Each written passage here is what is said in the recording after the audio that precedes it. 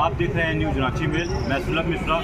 इस वक्त हम मौजूद हैं झारखंड प्रदेश कांग्रेस के कार्यालय में, जहां पर ठीक विधानसभा चुनाव के पहले प्रोफेशनल कांग्रेस की एक बैठक बुलाई गई है, जिसमें बहुत सारे सीईओ, प्रदेश के काफ़ी सीईओ को और 81 विधानसभा क्षेत्र में प्रोफेशनल्स को जोड़ने की बात कही गई है। आइए बातचीत करते हैं, जुड़ते हैं इनसे और जानते हैं क्या कुछ खास रहा है इस मीटिंग। अग्रवाल जी स्टेट कोऑर्डिनेटर बने हैं, chartered accountant vertical professional Congress का। उनको सबसे पहले बधाई देते हैं।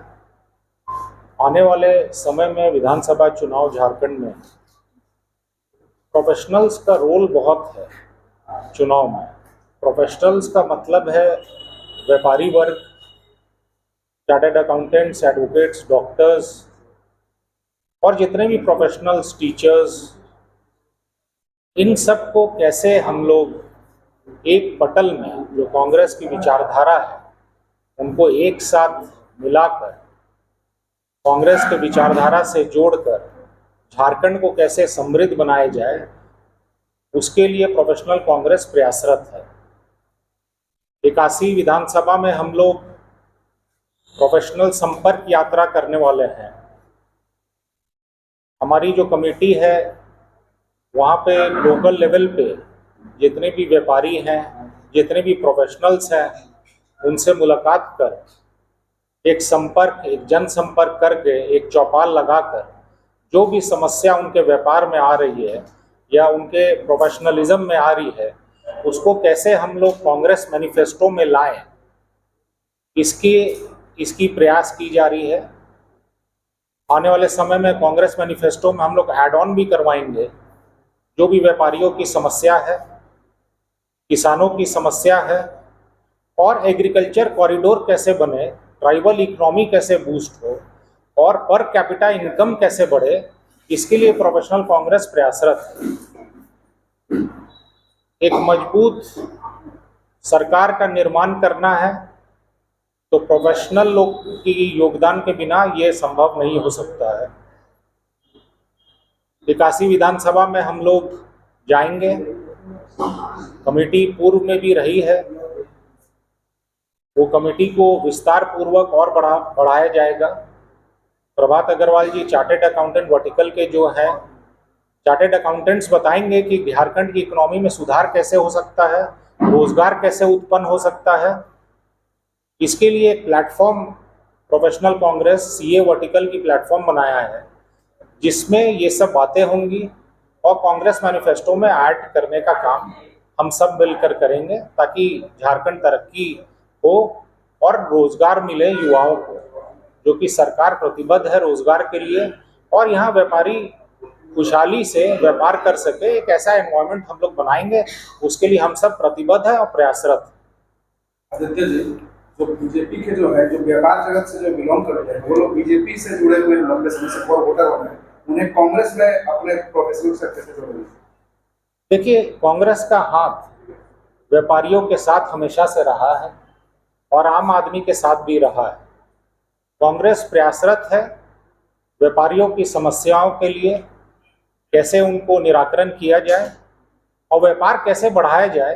जैसा कि मैं पहले भी कहा हूँ कि इकोनॉमी को कैसे बूस्ट किया जाए, पर कैपिटा इनकम सबकी कैसे बढ़े, इसके लिए प्रोफेशनल कांग्रेस प्रयासरत है और प्रतिबद्ध भी है। आने वाले समय में हम लोग एक अच्छा पॉलिसी का निर्माण भी करेंगे ताकि एग्रीकल्चर कॉरिडोर हो, ट्राइबल इकोनॉमी बूस्ट हो और एक इंडस्ट्रियल हब बने झारखंड, ताकि रोजगार यहाँ पे उत्पन्न हो और यहाँ के लोग जो पलायन कर रहे हैं बाहर, वो नहीं करें और व्यापार यहाँ पर भी हो और यहीं पे रोजगार उत्पन्न हो। इसके लिए हम सब प्रतिबद्ध हैं और प्रयासरत हैं। मुझे all India professional Congress Jharkhand state का सी वर्टिकल का कोऑर्डिनेटर बनाया गया है। कहीं न कहीं कांग्रेस की ये सोच है और हमें मालूम भी है कि देश की तरक्की में, देश की इकोनॉमी को बढ़ाने में हम प्रोफेशनल्स का बहुत बड़ा योगदान रहा है। चाहे वो इनकम टैक्स की बात हो, एमएसएमई सेक्टर की बात हो, मैन्युफैक्चरिंग की बात हो या किसी भी तरह की टैक्स की बात हो, हम चार्टर्ड अकाउंटेंट हर जगह उपलब्ध होते हैं और देश का जो विकास है उसमें हमारी बहुत ही सहयोग रहती है। हम अभी हमारे अपॉइंटमेंट के बाद हम लोगों ने सोचा है कि हम लोग जो विधानसभा है झारखंड की 81 विधानसभा, सब में एक विधानसभा कोऑर्डिनेटर नियुक्त करेंगे जो कि डोर टू डोर जाकर हर विधानसभा क्षेत्र में वर्क करेंगे और वहाँ की जो समस्याएं हैं व्यापारी वर्ग की या फिर वहाँ के जो सिटीजन्स हैं, नागरिक हैं, उनकी जो समस्याएं हैं, उनकी समस्याओं को एक साथ कंपाइल करें और हमारे साथ रखें, शेयर करें और हम लोग उसको अपने कांग्रेस के मैनिफेस्टो में डालकर इस विधानसभा में उसका लाभ उठाएं।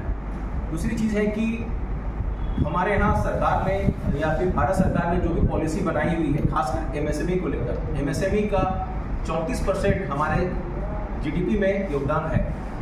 लेकिन पॉलिसी तो बनती है, लेकिन अगर उसकी हम लोग एसओपी की बात करते हैं, गाइडलाइन की बात करते हैं, तो कहीं भी नहीं है। सिर्फ वहाँ से दिल्ली से तो या फिर बजट में हमें बता दिया जाता है कि इतने लाख करोड़ रुपए का हमने बजट का हमने ऑर्डर कर दिया है, बजट हमने पास कर दिया है, लेकिन उसको जो सही में एमएसएमई को मिल रहा है कि नहीं मिल रहा है, वो कहीं भी कोई देखने वाला नहीं है। चाहे वो बैंक लोन की बात करते हो, लेकिन जब वो लोन लेने की बात आती है उसमें कहीं ना कहीं एमएसएमई फंस जाता है। अभी सबसे बड़ा क्रॉनिकल जो सेक्शन है इनका इनकम टैक्स में, उसमें बताया गया है कि अगर एमएसएमई को 45 दिन के अंदर कोई व्यापारी पेमेंट नहीं करता है तो उस पर इनकम टैक्स सरकार लगा देगी।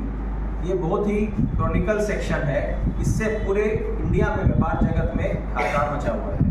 इस पर हम लोगों ने अपना रिप्रेजेंटेशन भी सरकार को दिया था कि आप इस सेक्शन के बारे में सोचें और बजट में कुछ इस बार कम से कम रिलैक्सेशन दें, लेकिन इस बार के बजट में कोई भी रिलैक्सेशन नहीं दिया गया है।